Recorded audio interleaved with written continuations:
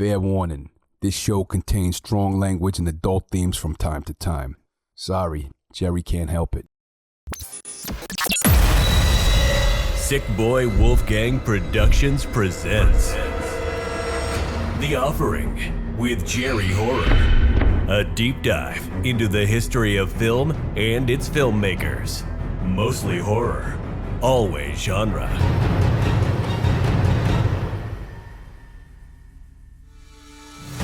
Now available in paperback, hardcover, and ebook. Icons of Fright. 100 interviews with legendary horror filmmakers. You can now own the greatest collection of horror interviews ever assembled. From the universal monsters to modern-day meta, there's something here for every horror fan to sink their fangs into. Icons of Fright. 100 interviews with legendary horror filmmakers. Available now on Amazon from Harker Press. Attention all horror-loving gals and ghouls. Are you thirsty for a frightfully good pint? Then rise from the grave and make your way to the Necromantic Brew Co. This horror movie-themed brewery is serving up scares and beers like no other, hosting killer events, unique horror happenings, and even special celebrity guests. And here's the twist. They're the only dedicated gluten-free brewery with a tap room in all of New York. We've summoned the lineup and loaded the crypt because the Necromantic fridge is overflowing with horror-inspired brews. Find them at 253 Main Street in Farmingdale, haunting Long Island with hops and horror, easy to get to right off the Long Island Railroad, so come raise a glass with the living, the dead, and everyone in between. Necromantic Brew Co. Drink differently. Welcome to The Offering with me, your host, Jerry Horror. Each week we take a deep dive into the history of film and filmmakers. Mostly horror, always genre. Please take a moment to subscribe to our show wherever you find your favorite podcast to stay up to date on future episodes. Coming up, the VHS was one of the top sellers at the time it was released and even won a coveted Gold Video Cassette Award. The sequel had a budget of around $500,000, which was more than twice the budget of the original 1982 movie, but it only earned $1.3 million, about a third earned by the first film. A former Playboy Playmate had it in her contract that she wouldn't do any nude scenes because she was trying to distance herself from nudity. Stay tuned, you're not going to want to miss this.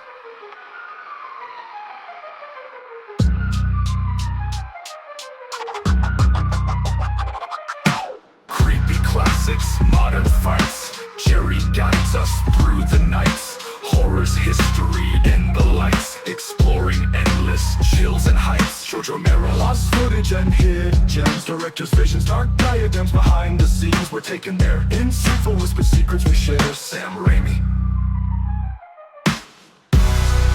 The Offering with Jerry Horror. Stories old and new.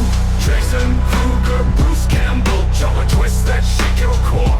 Every episode, we craving more. Mostly horror, always genre.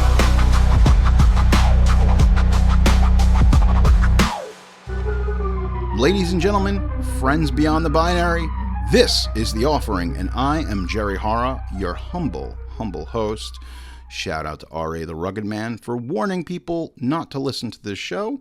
Also, the Scariatrics for killing the main theme. We appreciate everyone involved who makes this show possible, including you, the dear listener. So check it out. Today is my birthday, so happy birthday to me. That's right, I was born on October 1st, 1978. Holy shit, can you imagine that? I'm going to be 47 years old this year. It's absolutely insane. It boggles my mind. It's crazy because I was born, obviously, in 1978, and the first movie that my parents went to go see after I was born was John Carpenter's Halloween, which subsequently is actually one of my favorite movies. I always fondly remember Channel 5 here in New York. They would show horror movies leading up to Halloween, and my dad showing me the original Halloween, he's like, all right, this is a really awesome movie your mother and I love. And I was not prepared for it. I was woefully underprepared to see Halloween on television, even censored for content and everything. But my dad puts it on, And the music alone freaked me out. I'm like, what's happening with that pumpkin? This is really scary. So I remember distinctly like hiding behind the couch, hiding under the table. And then I want to say like almost like 75% in, my mom came home and she's like, Jerry, Jerry Sr. She's like, what are you showing him? She's like, it's Halloween. We love this movie. He's like, he probably shouldn't be watching this. And I'm like, please let me see the end of it, even though I am terrified. For quite some time as a kid, I would go to bed and I would imagine sometimes Michael Myers opening the door, and it would freak me out. I still say it's one of my favorite horror movies, but it definitely had like a really profound effect on me. And I think it still works. I think that movie's important because a lot of stuff that was going on, we had the Hammer horror films. We were still getting out of the shadow of creature features and even like the Universal monster stuff. And we hadn't seen horror in a really suburban setting, something that everybody could relate to, especially in the late 70s, early 80s. It's definitely still one of my favorite films. I ended up getting a Michael Myers tattoo on my arm. I don't know what that's all about. That's either a deal breaker or a deal sealer, depending on the young lady that I'm talking to. Because, who wants to date a guy who has a tattoo of Michael Myers? There's definitely some weird shit to that. But hey, I digress. It is what it is, man. You got to live your best life. So, yeah. Don't forget to send me some birthday wishes. That's, it's really, I hate when people pander, when they're on social media and they're like, oh, today's my birthday. Could you, like they have to announce it. And like, then like the girls, like we do it sometimes too for our friends, but like the girls are like, it's Cindy, that fat bitch Cindy. It's her 3rd birthday. Imagine they did that for a little toddler, that chubby little shit. It's her birthday. I hate that child. She puked on me. No, but women like celebrate. I have to celebrate the very fierce and defiant Sasha because it's her birthday and this is my bitch. Yes, queen. You know how much we love Yes, Queen. Speaking of Yes, Queen, welcome to, this is season 5. And this is definitely a landmark season for us. Who thought this little show would last so long? But god damn it, here we are. Thanks to all of the wonderful people who help support this show. We did not think it would be going on this long. And now, like Hugh Jackman, we have to do it until we're 90. That's another, I'm sorry, I can't think straight. I'm out of control. You look at these YouTubers, and now that we're like almost, like 20 years into YouTube, you see people that are like, they made a video about a Rubik's Cube and it was a hit. And now till like the end of time, they have to keep repeating like, oh, I got another video about Rubik's Cube. Here we go. And that kind of sucks. I feel like it's a prison, unless you're really passionate about Rubik's Cubes. But I think some of the best artists on YouTube, the best creators, people like Red Letter Media, you evolve and you change. And I would like to think that we've been able to evolve and change. If you listen to the early episodes of this show, it's pretty rough because we're figuring out what it is. Now, typically, we do history on this film. We've kind of fallen into this trap, so to speak, of troubled production histories. But let me explain why this episode is a little bit different. Generally, when you have a big studio film, like say we were covering Waterworld, hundreds, maybe even thousands, work on Waterworld.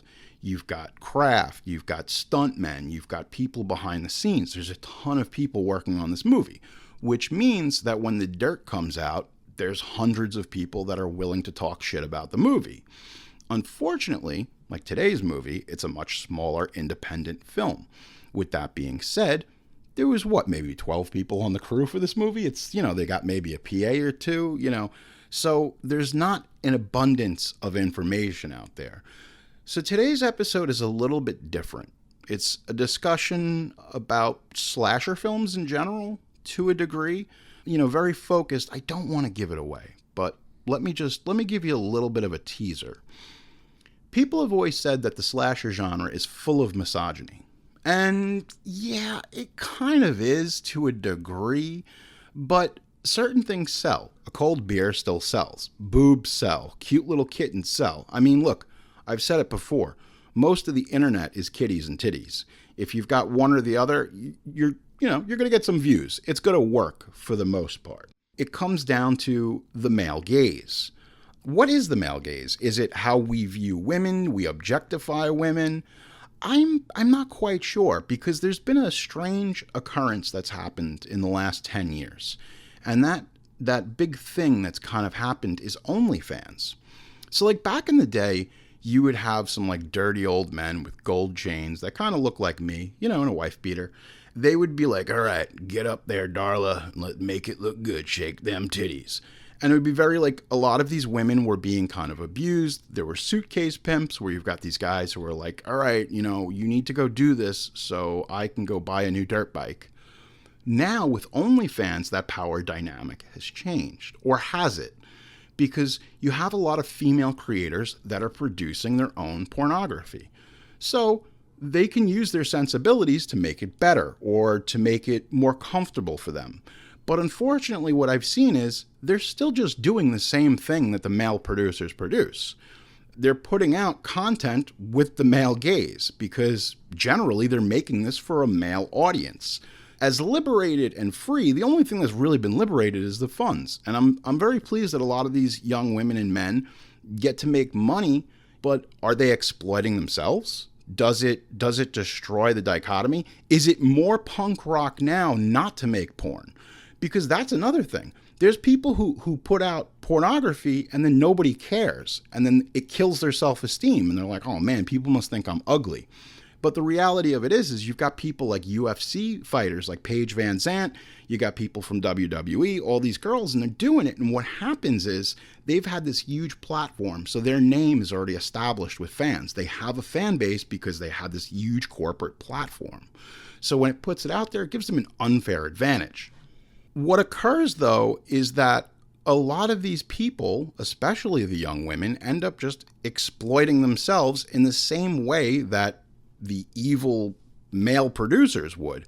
So really what's changed? Well, what's changed is that instead of some guy with gold chains and chest hair making the money, the lion's share of money goes to the creator. And I think that's a net positive. But how does this relate to slasher films? Well, it's kind of the same thing. However, what if you had a series of slasher films that was exclusively directed by women? What would the viewpoint be? Again, I was talking to one of my friends about this. We're almost too removed from it in 2025 that if you had female directors and writers, you're so self-aware of how do I set this apart with a female view. It becomes tricky business because there is a formula to slasher films. You have a rhythmic kill that happens every 10 minutes. You see some naked people. Big year for dong. I was telling producer Pete about this. We're seeing a lot more penises in movies, and I think that's cool. With the Toxic Avenger, was it 28 weeks later? Was it 28 years later? How do we contextualize female writers and directors doing the same thing as men? Because, again, you have to fall into the tropes and the trappings of the slasher film. How does that work? What occurs when you do this from a feminine or even a feminist point of view? Well, we're going to find out today because we are going to explore all kinds of themes that we really haven't on this show. I'm going to do my best. Maybe you like it, maybe you don't. A little something different, Hey, look, we're kicking off season 5 hard. This is how we got to do it. We got to bring something new to the table. So with that being said, let's talk about misogyny, let's talk about feminism, but most importantly, let's talk about slasher films.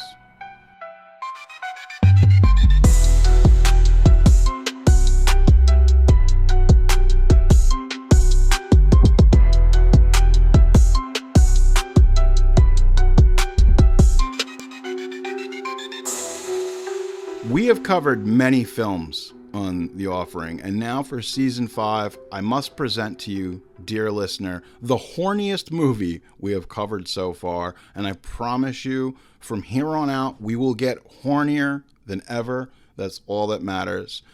This is definitely a classic. Some people have called this film a very queer classic, written and directed by the lovely Deborah Brock, one of her only seminal entries into the horror genre. But listen, it is a banger from top to bottom. Now, let me preface this by saying this film uses humor, camp, and dreams to convey the marriage of trauma and sexuality in a teenage girl. It's a surprisingly serious topic considering that this film is generally regarded as a cheesy teen slasher. The nuanced underlying theme of trauma and attraction can be taken a step further if you consider the theory that our main character, Courtney, might also be questioning her own sexuality. Today's film, dear listeners, is none other than Slumber Party Massacre 2. Courtney Bates has got some weird friends.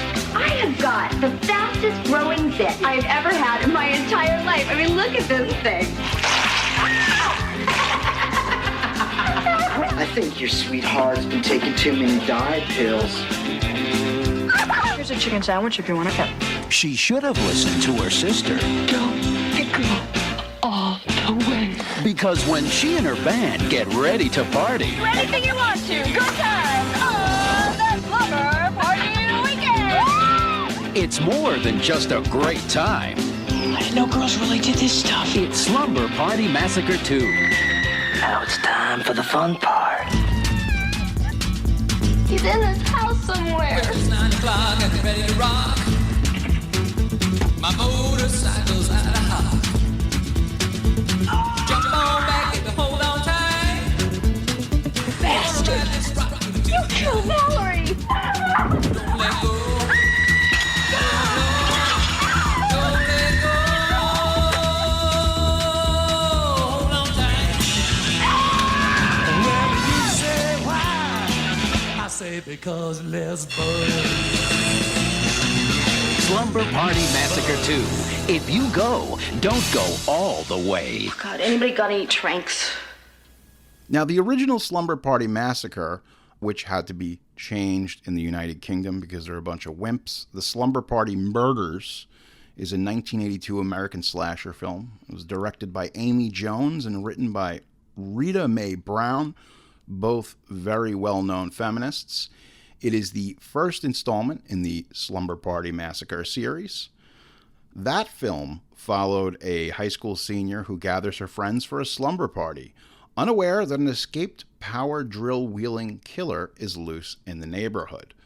Now, this movie's interesting because it came out in September of 1982, and it did really well. It's 76 minutes. This is a Roger Corman produced joint through Concord Pictures, distributed by New World Pictures.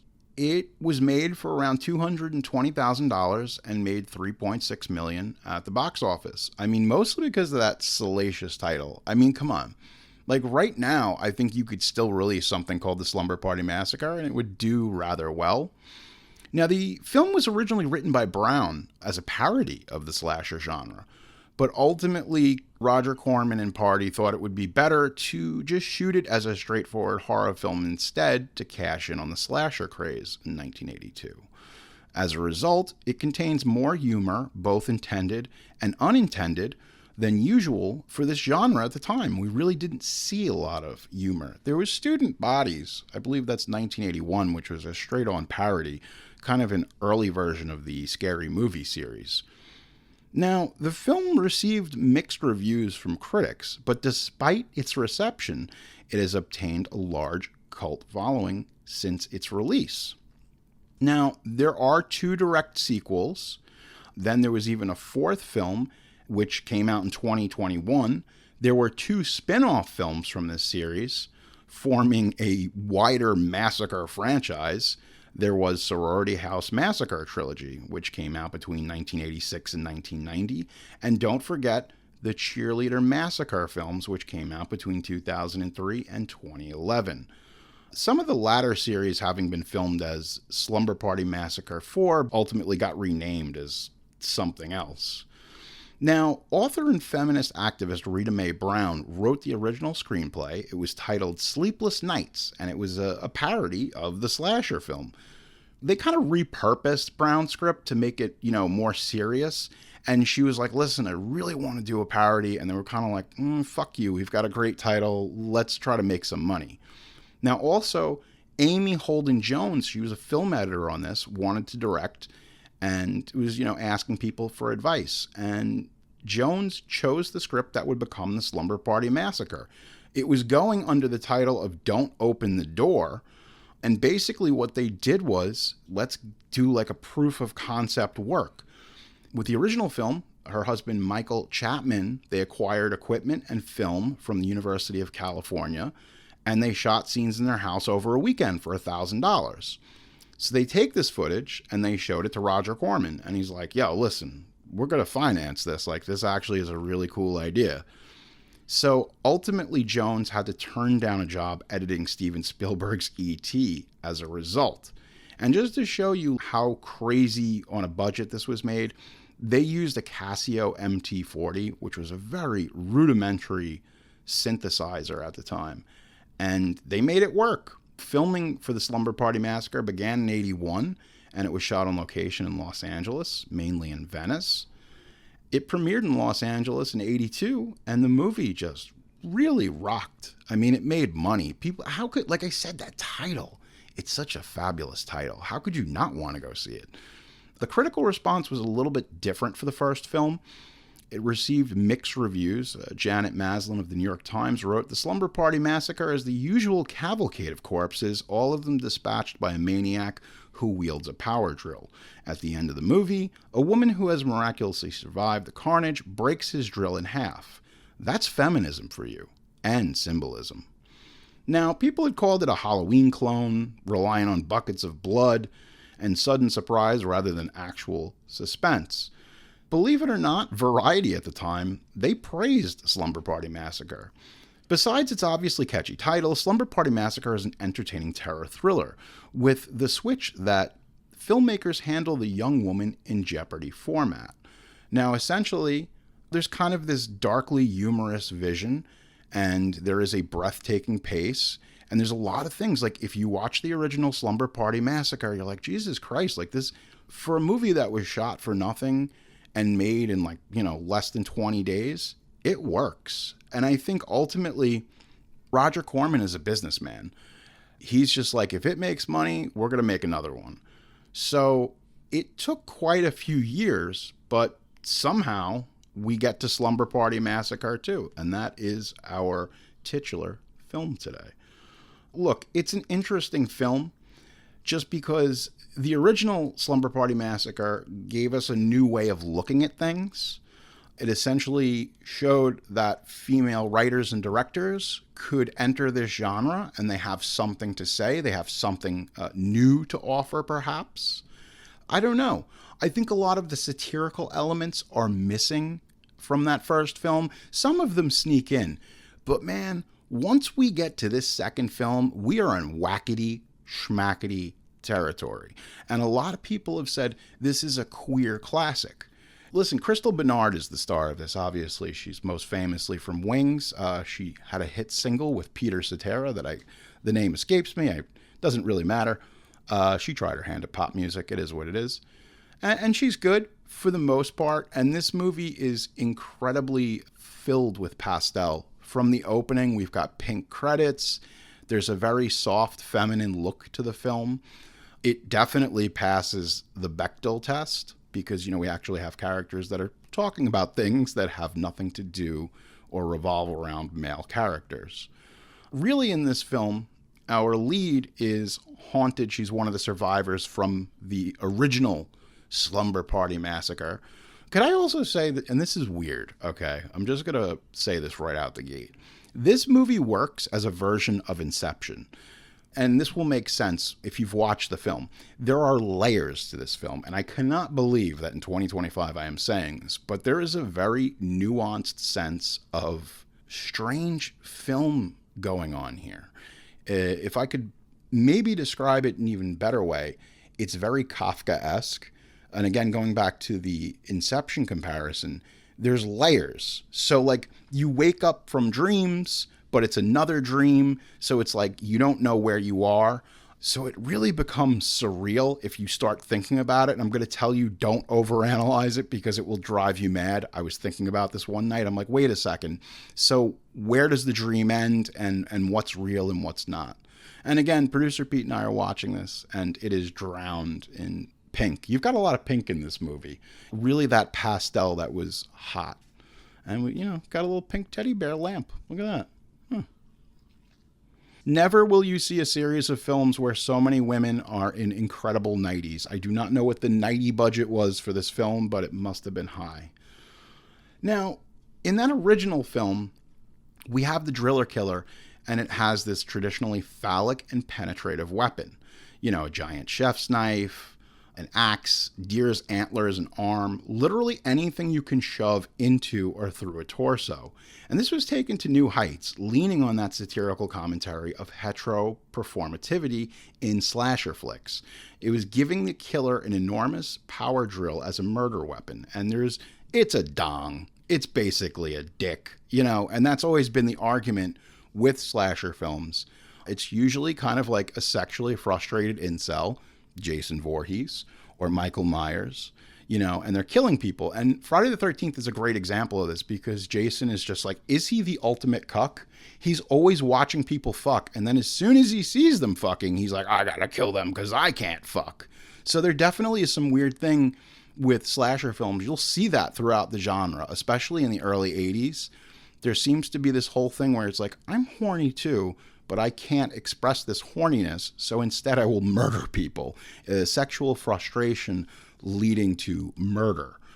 As far as phallic imagery in the first film, holy shit, yeah, that drill is a dick. There is no mistaking it. And ultimately, when we get to the conclusion of the film, they break the drill in half, and that is... I mean, look, this isn't like I'm taking you to a fucking film class and I'm like, they broke the drill. They broke his dick. That's what it means. It's not rocket science. It's very out there. Once we've got a green light and Corman's like, all right, you guys got to go shoot a sequel. They shot this one again in Los Angeles, in California, in June 1987. It was shot under the working title Don't Let Go. And the budget for this one, instead of $220,000, was $500,000.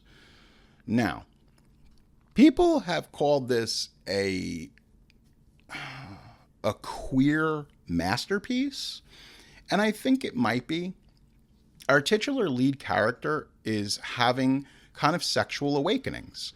There's also some weird things that, like, she's having feelings, she's fantasizing right from the jump about this, you know, hunky boy who plays football, and she's kind of confused and excited by it. But there's also a weird quality where she might very well be a lesbian. And she's having these thoughts about, am I attracted to women? And should I be attracted to women? So we really get into a case where this film is not just a simple slasher film, but also a film about dealing with your sexuality as a young person. And I think that's what it is. It's, you know, we go to this slumber party and we start thinking, you know, are we attracted to boys? Are we attracted to girls? Maybe we like both. I don't know. But considering what this film is and that it's produced by Roger Corman and it's saying all of these things, it's rather incredible. So this film takes on some weird turns that the original doesn't, again, because we have this dream device and the narrative of what's real and what's not. We've got this all-girl band. They're heading up to the mountains to go have a slumber party. Hey, maybe record that dope EP.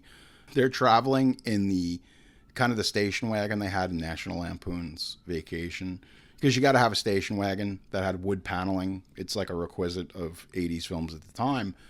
And these girls are going on this little adventure, and they're kind of fully fleshed out. Considering that this movie is barely 72 minutes, there's actually more character on display. Some people would say, okay, well, because this is being written from a feminine approach, that we actually get to develop these characters. They're not just, hey, my name's Candy, and I got big tits, and someone's going to shove a knife through my eye. And Courtney really is an interesting protagonist for this film, because as we continue to watch the film, we can see that she's really deeply haunted. Why does this all work? It is the work of one Atanas Ilyich. Now, Atanas Ilyich wasn't really in any other movies, but he is the driller killer in this movie.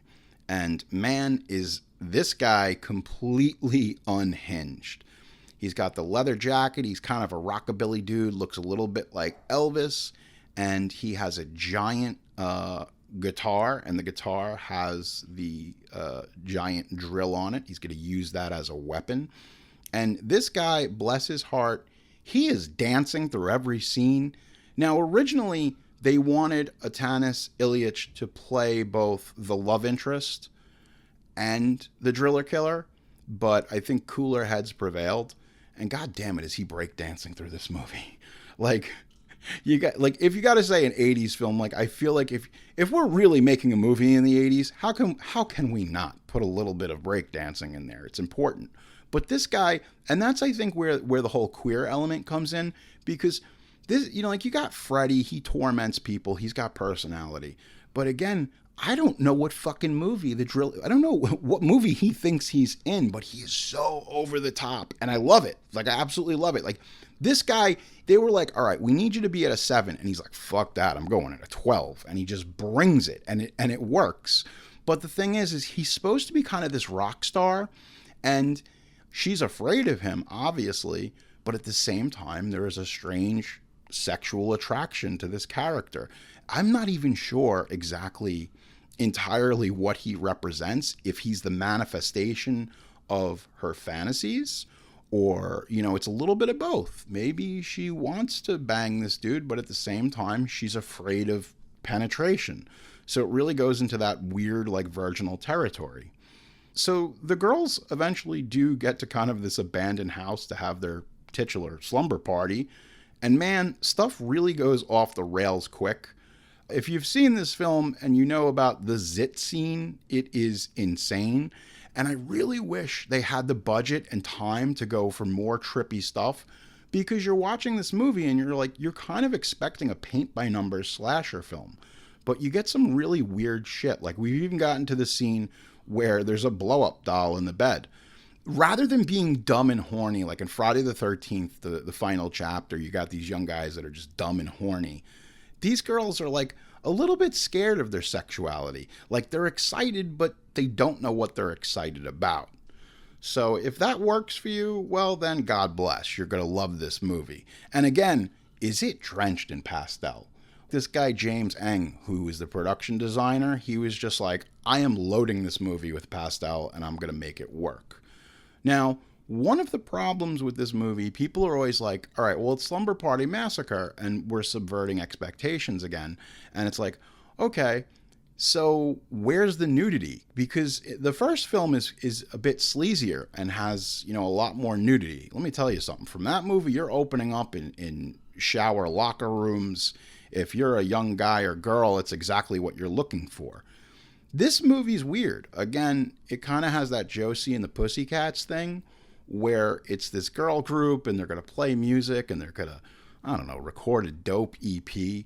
And we've even, you know, we've gotten to the part where they're having a picnic with champagne on the floor in the middle of the house. And it's absolutely insane. But if we want to talk about sexuality, I love this one girl who's swilling the champagne and they're eating corn dogs. So that's pretty funny.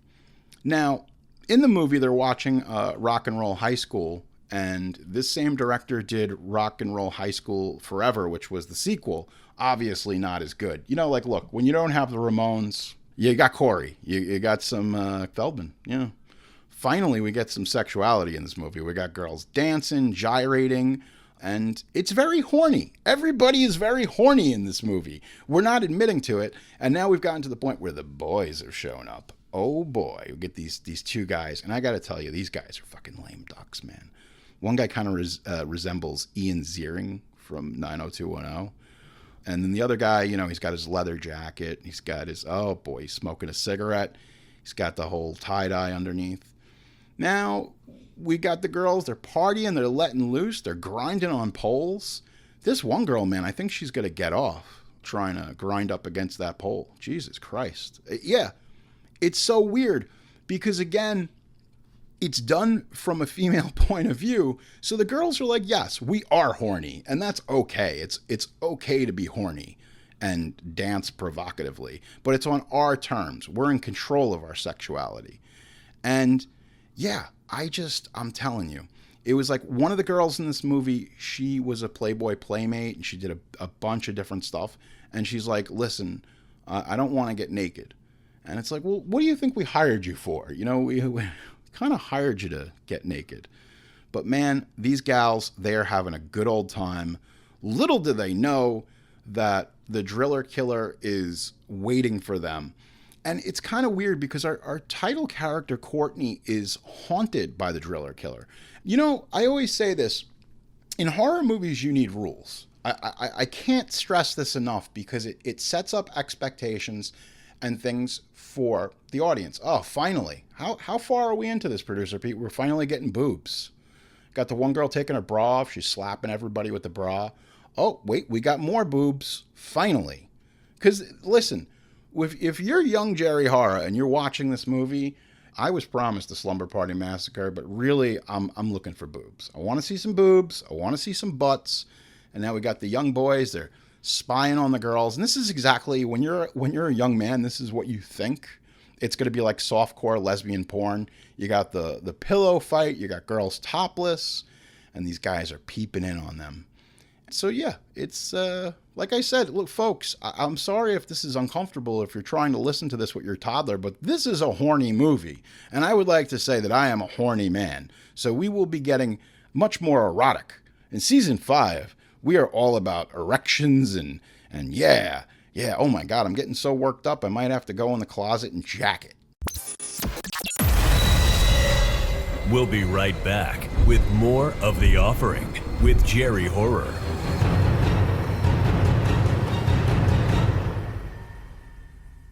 Orlando, beware. There's a place where your wallet screams louder than you do in a haunted house. It's called Atomic Horror, home of Monster Mart. This isn't just a store, it's a year-round horror carnival packed wall-to-wall with the creepy, the kooky, and the downright spooky. Step inside, you'll be surrounded by a horde of ghouls, goblins, and goodies that will make your horror heart skip a beat.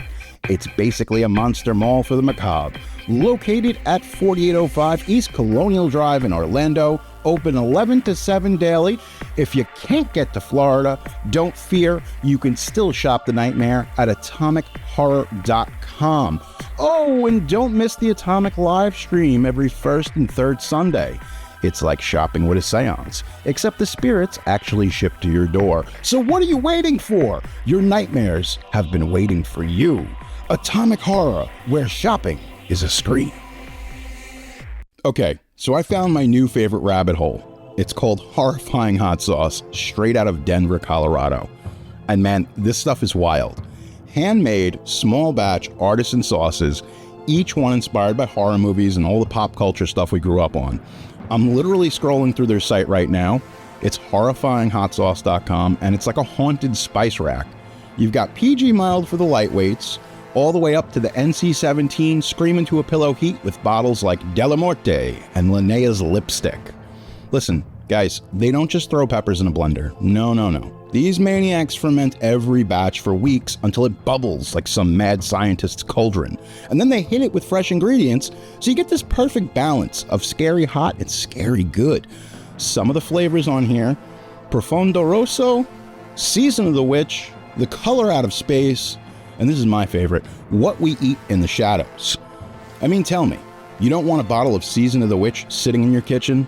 And rumor has it, there's even a very special Ghouligans collab coming, and oh, you know I need that one. Here's the deal.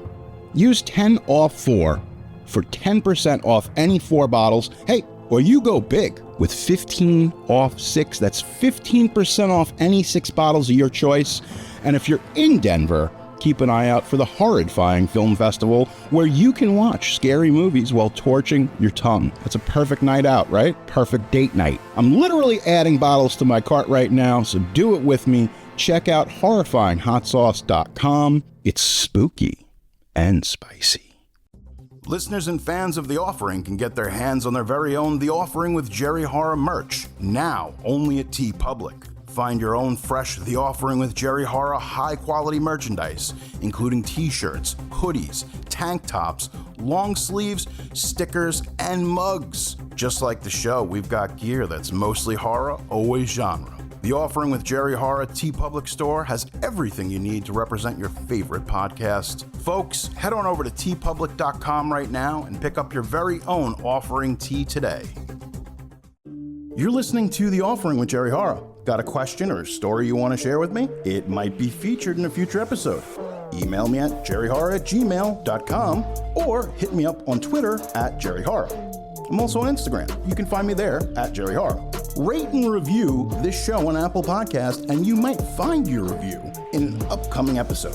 And if you haven't already, be sure to subscribe to The Offering. Now back to the show. I feel that in the last decade, we have been inundated with trauma. Everything is about trauma. We talk about Halloween 2018, which I think is a brilliant film. It's pretty well perfect. It's the best film in that David Gordon Green trilogy. But it really comes down to, the trauma. What happened? What was Laurie's like? Do you transfer trauma to your children? And the problem is that it's been done to death. We've seen so many iterations, everything, because the whole deal was, it used to be, okay, well, you've got the final girl, and it's just a movie, and it is what it is. Especially in this movie, Slumber Party Massacre 2, Courtney is the little girl. I mean, it's Crystal Bernard. It's not, she wasn't in the first film, but it's the little girl who survives, and, now she's dealing with trauma, obviously, all the stuff that she experienced in the first film, and that the manifestation of her trauma is this driller killer character, which is rather interesting, even though it's done kind of strangely. But we have to give these people props because they go for it. We got 30 minutes into this film, and it took us 30 minutes to see a pair of breasts. That's not a very good indication, even though I love this movie. And now at this point, 35 minutes in, the driller killer has showed up, and we are seeing what the manifestation is of this said trauma. And he's a very interesting character. I'm not sure what he represents, but man, does he wear the shit out of that leather. He's got fringes, and it's weird too, because it's a very Nightmare on Elm Street type of vibe that's happening with this movie, which is kind of unexpected for something that's supposed to be a paint-by-numbers slasher film. Producer Pete was just saying we need Andy Samberg to play the driller killer in this remake. We're going to do a remake. We're just going to spend all the money. Finally, too, we're almost 40 minutes in and we get these girls in bikinis. Listen, I don't care if you're listening to this episode and you're like, Jerry is completely unhinged. That's your own business. Listen, being horny is the lifeblood, I will tell you. Sometimes I volunteer over at the Veterans Home, and God bless those guys. They're in their 90s, and they're making probably comments they shouldn't be making to some of the nurses and staff. But you know what? It's about that horniness, and that's what keeps us young, folks. It really does. And it's such a shame because we've got this Playboy Playmate and fantastic body, but the most we get to see is we get to see her in a bikini, which I'm not complaining about. I'm not going to be like, oh... Now, people are going to listen to this show and they're like, oh man, Jerry's a misogynist. No, I respect women. It's like, oh, Jesus Christ, I've painted myself into a corner again. No, I respect women, especially something like this that is so female-centric and driven by female creators. But at the same time, I'm a man, and I like girls, and I want to see them. The feminine body is beautiful. But once, and this is really funny too, because the girls have their own vibe and their own sexuality, and then once these two boy characters show up, things kind of take a strange turn. They're able to be by themselves and kind of be their own engine and have everything going on. And once these two boys show up, it changes the dynamic and the pressure and how these girls are acting, because they want to impress the boys. And there's even that first scene when they show up and invade the slumber party itself. The one guy tries to scare the girl with a knife. And again, the knife being very phallic. So we've introduced, okay, we've had this girls' night out or girls' night in, and we're having fun, but we've introduced cock. And once we introduce cock into the movie, it starts to change the dynamics of the characters. And man, Courtney is not having a good time. She barely wants to be here. These boys show up during this pool party scene with the blow-up doll, and they're just gross and horny. And Crystal Bernard seriously, she looks like she had 5 Coronas and 2 Xanax, and she just does not want to be here. But hey, look, they're poolside, and producer Pete and I are not. So you know what? They got a lot more going for them than we do. And I'm going to tell you, The critical reaction to this film was not good. I think a lot of people, this movie didn't make as much money as the first movie, but you also have to understand, in 87, we're like prime time with like Freddy Krueger. You know, things have elevated. We've even got like Bad Dreams, which is a Nightmare on Elm Street ripoff. I like Bad Dreams. You know, it's the one about the cult and the dude comes back from the dead. I like that movie. That might be a definite stay tuned for us if you dig that. And again, it gets surreal. It gets trippy. You can say like this movie is high art, but it definitely elevates the material as much as it possibly can. And I think considering the budget and the amount of time they had to make this movie, they really do throw it all against the wall. And I would like to say too, this movie's like 72 minutes long. We're watching it and it's pretty much half over. And the reality of it is, you know, we've always talked about this. I have asked the mandate for the 90-minute movie. Recently, I saw Nobody 2 in theaters, which was fantastic. I loved it. It's like National Lampoons with lots of violence. And the reason that it works is it's just a fun movie. These characters go on vacation and they end up having to fight an evil crime lord played by none other than Sharon Stone. And the movie really works for me. And there's something to be said. My friend Jay and I, we got totally locked out of seeing Weapons for like 2 weeks because Weapons was just absolutely packed. And I love Weapons and I love Zach Kreger and what he's doing. He did not hit the sophomore slump. He absolutely nailed it with this movie. Weapons might be one of the greatest horror films of 2025 thus far, alongside with Sinners. It's a great film, but you know what? We didn't want to sit there with a huge crowd of teenagers. I love the original Quiet Place. I haven't seen the sequels. I couldn't give a shit. And the truth of Quiet Place is I was very lucky that I got to see it because the whole gimmick with that movie is you have to be quiet. Now, if you've got kids making fart noises or talking on their cell phone, you kind of lose the magic of that film. And I think it's very important because there are two types of horror films. One is your Slumber Party Massacre 2. Like, you should be rowdy. You know, you should be rowdy during this movie. You should be catcalling towards the screen and throwing popcorn. But with a film like Weapons, even though it does have its comedic moments, for the most part, I want to sit there and digest it. Because the difference between a Slumber Party Massacre 2, Slumber Party Massacre 2 is like a good slice of pizza. It's like, oh, this is great. But when you get to something like Weapons, it's a little bit more like, all right, this is a 4-course meal. You know, we're getting an appetizer. We've got some gravitas, you know. And again, we've got the scene with the hamburger. God, this movie is just cheap. Everything was like from a Spirit Halloween before Spirit Halloween existed. Oh, did you know, Producer Pete, that this film was also sponsored by Pepsi? There's tons of Pepsi product tie-in. And it's crazy because like Pepsi was also sponsored like Back to the Future. So you think to yourself, they're like, all right, what do you got? Well, we're going to sponsor Back to the Future and Slumber Party Massacre 2. Yep, that's what we got on the slate. And they were like, oh, we're fine with that. You know, you got to hit all the segments. But God. Okay, so we've gotten to the scene where the girls are rehearsing their rad music and they're playing for these two boys. And even this is saying something. It's like these girls should be making music for themselves and for the audience, but instead, here they are entertaining these two boys. And the lengths that young women will go to entertain young boys. With that being said, Crystal Bernard, I think this is the first time she's smiled.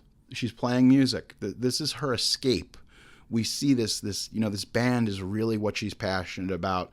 Because during this movie, she's miserable. And I mean, look, if I was being haunted by that driller killer, I don't know, he's pretty handsome. So yeah, I would probably feel the same way. I will say though, if not one thing, we've gotten to the car washing scene, which is intercut with these two crazy boys dancing and clapping along to their music. It definitely is one of these things where this is just a goofy good time. I get why this is a queer classic. It's very tongue-in-cheek. It's absolutely ridiculous, and for the most part, it completely works. There's quite a bit more of just teenage gags and fun in this film than an actual slasher movie. So I would say this is a horror movie, but I'm not sure it's truly a traditional slasher movie, Because again, we've made it this far into the movie. The movie's half over, and we haven't even really killed anybody. We've seen hallucinations. We've seen things that might be happening, like the hand burger, and we've seen some footage from the first film. But at the end of the day, this movie is about being horny, and there's nothing wrong with that. In fact, I'll be running for president next few years, and my campaign statement is "Make America Horny Again." That's all I want to do. I want people to be horny again, and that is the platform. Oh man, there are some great gags in this movie. We have this dead chicken that's in the kitchen. It's in the refrigerator, and it jumps out and attacks Crystal Bernard. Everything is so again, I'll say, can I just say it? It's whackety schmackety. Things just happen in this movie, and then there's just the chicken on the floor. And then we don't address it, we sell it. It's like, did something happen? Why is there this piece of chicken on the floor?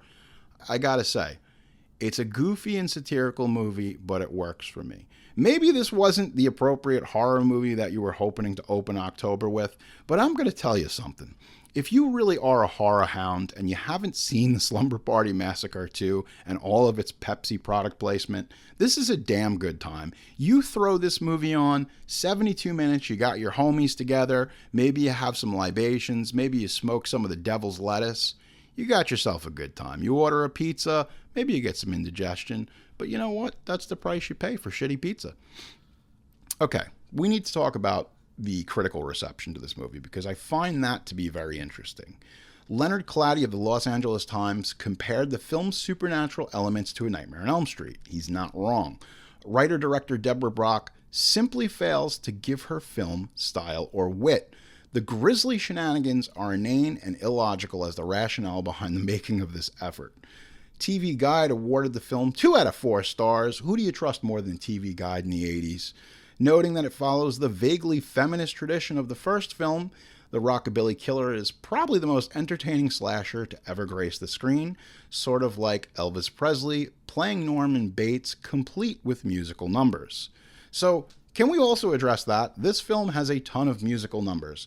For a 72-minute film, holy crap, we've got no less than 2 or 3 big musical numbers in this movie, which is admirable considering that it was made for like $1.75. I know it was made for $500,000, but does it really look like it? Can you watch this movie? Does it really look like somebody spent $500,000? Oh man, Crystal Bernard, she's in the bubble bath. Oh boy. Yeah, things are about to get hot and horny. A lot of blood in this movie. What does the blood represent? Does it represent the loss of innocence? Does it represent menstruation? I'm not quite sure. I think we're just trying to make a creepy horror film. Sometimes people overthink it and it just doesn't work. But goddamn, once that driller killer, once he starts playing that guitar, it's almost like he's fiddling with her nether. Am I stretching too much, folks? Yeah. The problem with this movie, though, is we never know what's real and what's not. Our lead character, Courtney, again, a lot of this stuff is just hallucinations. Like, we have the whole bloodbath sequence, and then we get back, and there's nothing wrong with the bathtub. We're not quite sure what's happening. It's almost as if we're playing mind games. So, ultimately, was this film financially successful? Sort of. It was given a limited theatrical release in the United States by New Concord on October 16th, 1987. And it grossed $1.3 million at the box office on a budget of $500,000. So usually it's like, what is it? It's like half the budget is what you spend towards marketing and promotion. But, we got to the zit scene. Oh, man. Sorry, folks. It is so horrific. Oh, my God. Producer Pete, I think I'm going to puke. No, I'm kidding. I'm not going to puke. It's fine. That was just the protein shake coming up. It made $1.3 million on a budget of $500,000. They probably spent about $200,000 to promote the film. And then really what it is something like the Slumber Party Massacre. The reason they made this sequel was because that first one just kept selling. They put it out on Betamax, they put it out on VHS, and it just kept selling. It kept renting. Look, you got the promise of sex and some chicks getting slashed. How can you not? Yep, the third boy has entered the picture. Now we've got a significant amount more of penises and testosterone in the room. We've brought a lot more to the table now, folks. The stakes are definitely up. I like that one dude's shit stash. I think that every movie in the 80s should have like a dude with a thin mustache. Now, again, one of the boy characters finds a faint hint of blood. And the question again is this real? Is this really happening? Now, what you will notice is the girls keep going through trauma, but if you're watching this film, the boys haven't really experienced anything. They're just dumb, horny, and trying to have a good time. Have we noticed that? So women suffer trauma, and men are just dumb and horny. Do you see what the director's saying? Do you see how important this is, folks? It's not. It's all kind of ridiculous. So, obviously, The Slumber Party Massacre 2 was released on VHS by Nelson Entertainment. The film had been released on DVD 3 times. The first release came from New Concord Home Entertainment in September 2000. You got extras, you got some trailers for the other movies. The company re-released this film on a double feature DVD, which I love. That was the first time that I owned this, was the double feature DVD. That was 2003 that they put out the double feature. That was my first time really experiencing these films, because like something like The Slumber Party Massacre was like too sleazy. Oh man, did I ever tell you the trick of what I used to do at the movies? Well, I didn't do it at the movies, I did it at the video store. So what I used to do was, it would be rent 2, get 1 free. Or sometimes on the weekends on a Sunday, they would have rent 1, get 2 free. So you could get 1 new movie and 2 old movies, right? And what I would do is, I would front load it. I'd be like, all right, we're getting Casper the Ghost. Oh, let's get Ghostbusters. And then what I would do is, I would stick like Slumber Party Massacre 3. And sometimes I was so sneaky as a kid, I would try to distract my mom or dad. So like the guy at the video store would ring it up and they'd be like, oh yeah, like they wouldn't catch on to the fact that I had just put in the Toxic Avenger 2. Uh-oh. The male figure. This is the first, other than Courtney's mother, this is the first adult in the film. This is the police officer who is telling all these silly girls everything you're experiencing is bullshit. All right? You guys got nothing to worry about. There's no driller killer. Or is there? Now, what I will tell you is that Shout Factory released Slumber Party Massacre 1 and 2 and 3 on a special edition DVD set in 2010. Again, this stuff goes out of print and you can't get it, and this is why physical media is so important. There was a full-length documentary on there called Sleepless Nights, revisiting the Slumber Party Massacres. It's crazy because some of these things, unless someone uploads them to YouTube, you can't see them. You know, it becomes almost like artifact media. They recently just put these films on 4K. We're still waiting for the third movie on 4K, which is kind of weird, but I think there's some rights issues tying that up. And the other thing, too, is the Shout Factory release includes an extended, unrated version of the film, never before seen on home video, but it was pieced together using 3 different sources by editor-director Dustin Ferguson.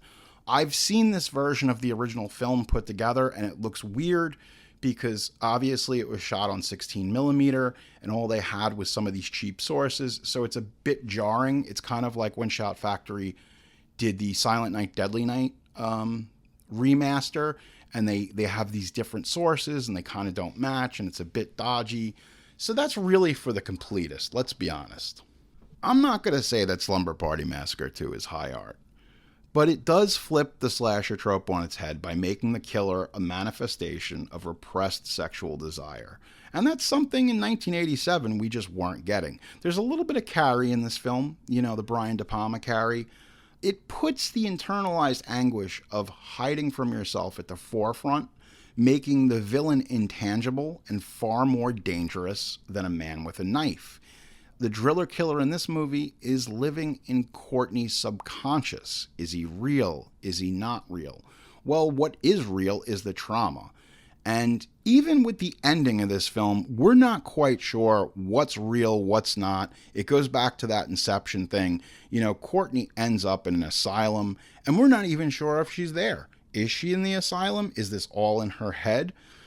I think that's what makes the driller killer more dangerous than any old killer with a knife. What the film is saying is you can try to run and hide, but at the end of the day, you can't escape yourself. And that's really what the Slumber Party Massacre 2 gets across. That your repressed thoughts, your psyche, and your trauma are worse than anything that maybe a slasher villain can do to you.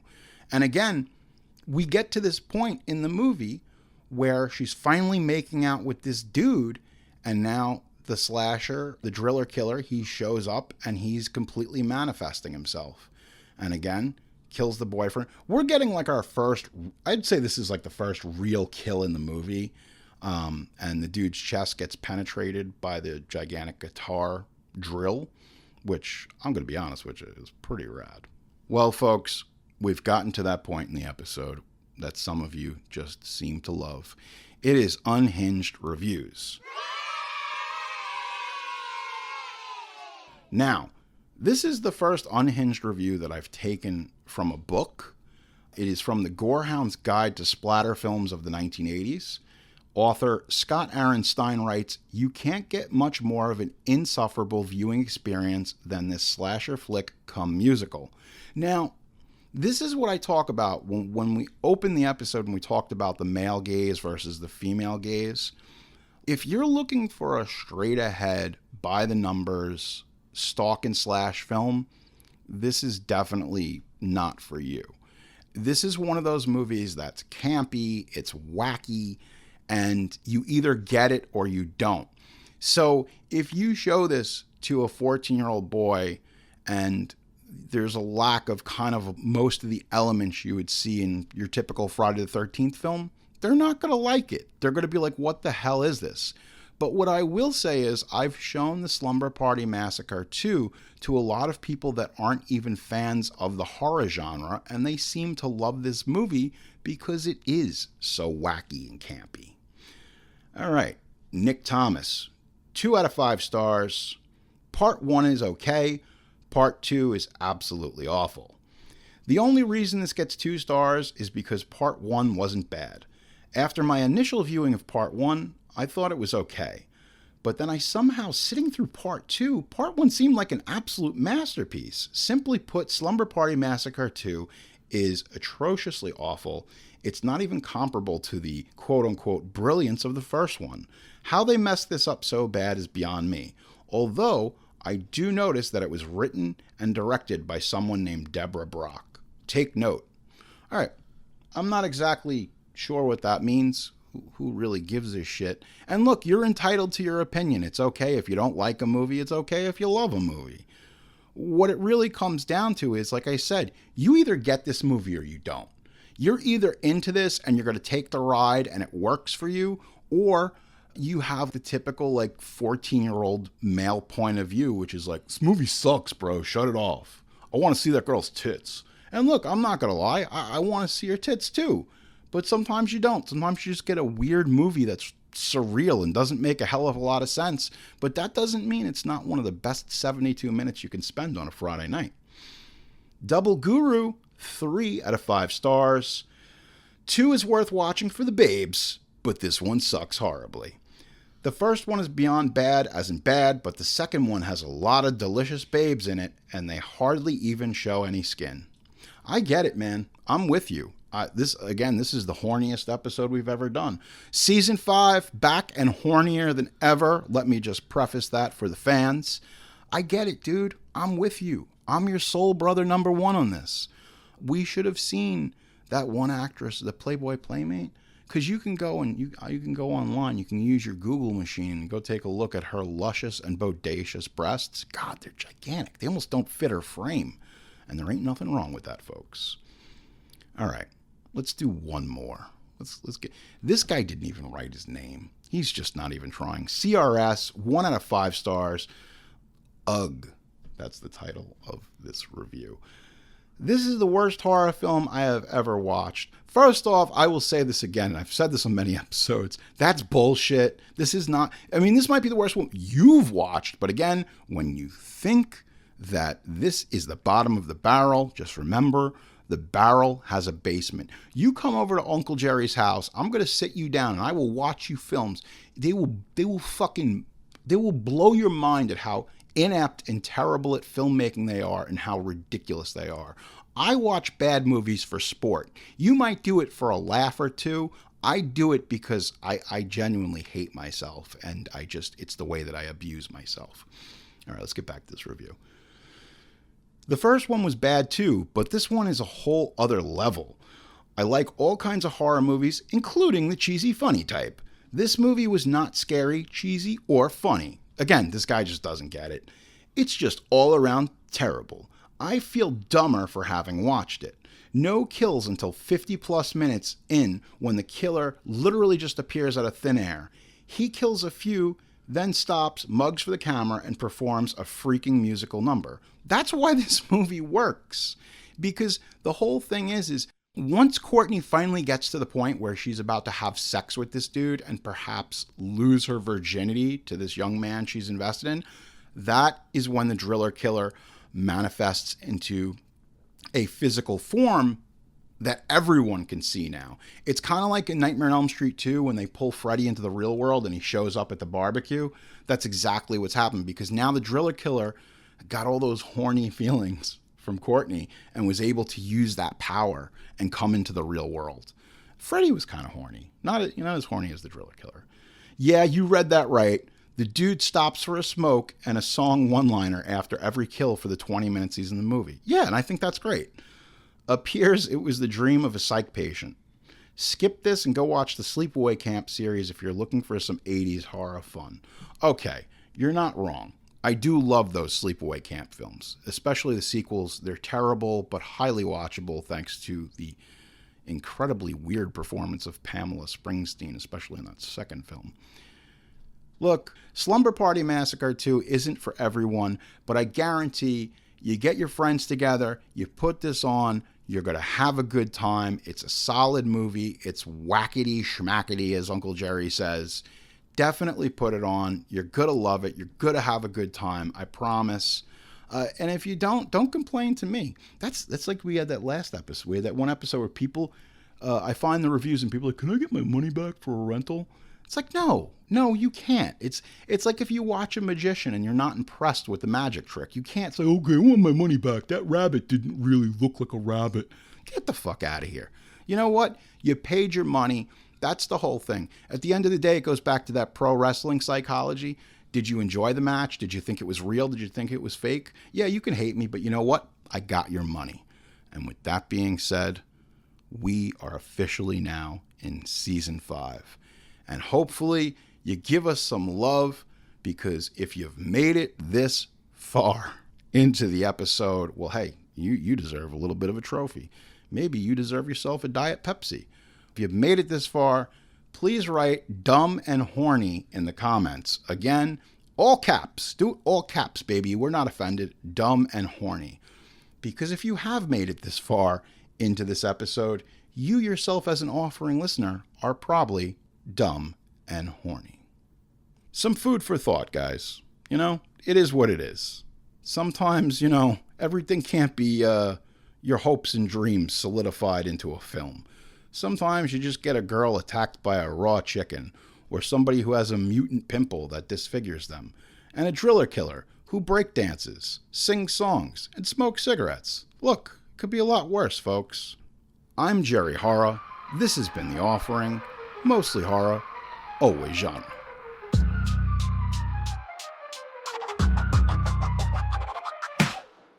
You've been listening to The Offering with Jerry Horror, produced by Pete Bune. If you have a question or story you want to share with me, we'd love to hear from you. You can email me at theofferingwithjerryhorror@gmail.com, or hit us up on Twitter at theofferingwjh, or hit me up on the Instagram at Jerry Horror. You get the picture? Subscribe to Apple Podcasts, Spotify, or wherever you find your favorite podcast. Join us next time for another offering.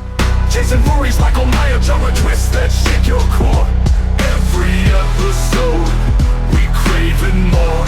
Mostly horror, always genre.